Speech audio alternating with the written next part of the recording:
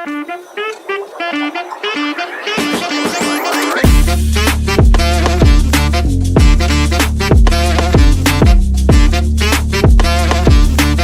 to the Community Corner podcast, Personal Finance Edition. I'm Rashmi, here with my co-host, Olivia. As we discussed in the prior episode, personal finance is the idea of creating a system that manages your finances in a way that's efficient and aligns with what you want to get out of your money. However, for people who are new to this concept, are probably not used to planning it out step by step, and this can be a huge jump from going with the flow to an articulated plan. That's right, which is why one of the main things you need to do before you set your plans into motion is actually a mindset shift. Now, a mindset shift is a pretty abstract concept to grasp, so let's word this in a way that is easier to digest. Having a mindset shift involves reframing the way we think about our lives and our goals. It's a tool for personal growth as it helps us to identify areas of our lives that need improvement and changes that will lead us to that success. Personal finance is such a complete different approach to life, which is why we need a different mindset when approaching a topic like this. One of the biggest changes you need to make is to start making decisions in a rational manner, to not act on your emotions. Definitely. Sometimes when we have a lot of money in our hands, our first impulse is to go and spend everything and deal with the repercussions of it later. However, after you spend all of that money, you'll realize that you didn't set enough money aside to pay your utility bills, rent, and other basic living necessities. And now you look back and regret what you did because you acted on your emotions. By prioritizing the enjoyment of buying everything in a single moment over making sure that your necessities are met first. By thinking rationally, you would approach this case in a very different manner.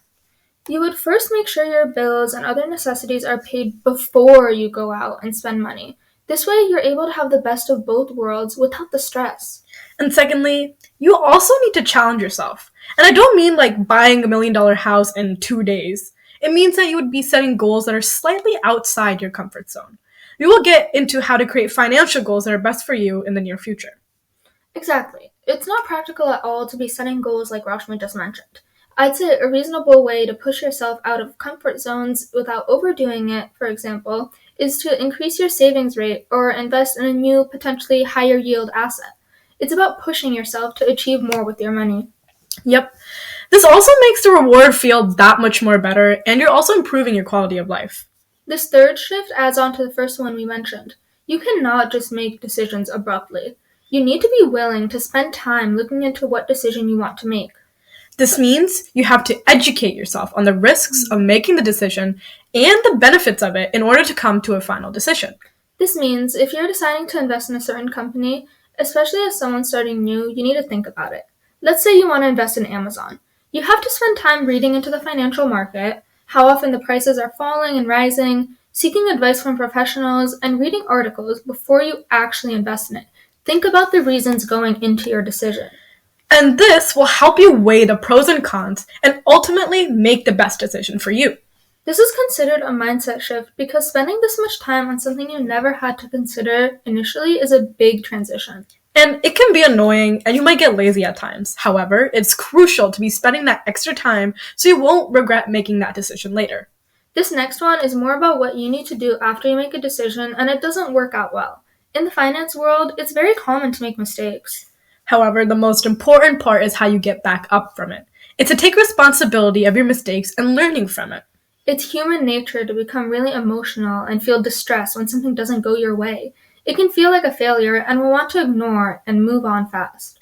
But instead of doing that, the best way to go about situations like these is to acknowledge that you did something wrong and treat it as a lesson for next time. By viewing the error as a stepping stone, you won't make that decision again. And having that mindset that failures only make you smarter in your decision-making abilities will change the way you view personal finance. Moving on to the next one. This one is probably the hardest shift for me personally. It's to understand that any improvement is better than no improvement. Honestly, I completely agree with that because as someone who tries to make everything perfect to a T, I often want 100% improvement in everything that I do. Definitely. Especially in the finance world, you won't earn $10,000 profit on the first day of putting your money into a stock. You have to understand that everything grows gradually in increments, and it takes time. Yep. Even small financial improvements, like increasing your savings by a small percentage or paying off a little bit more debt, can have a positive impact over time. It's about taking steps, no matter how small, toward financial betterment. And those steps help you build habits. And last but not least, and this is my personal favorite shift, being broke is hard, becoming rich is hard. You have to choose your hard.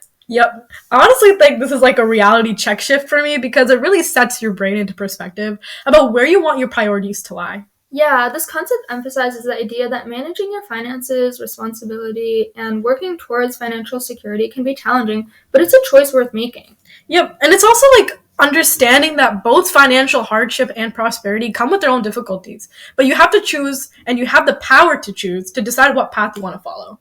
Me personally, I'd choose the rich path. Oh, yeah, me too. Well, I actually have a question for you. What's up? So we've talked about all these different mindset shifts, and I know that you recently started investing as well. So what was this process like for you?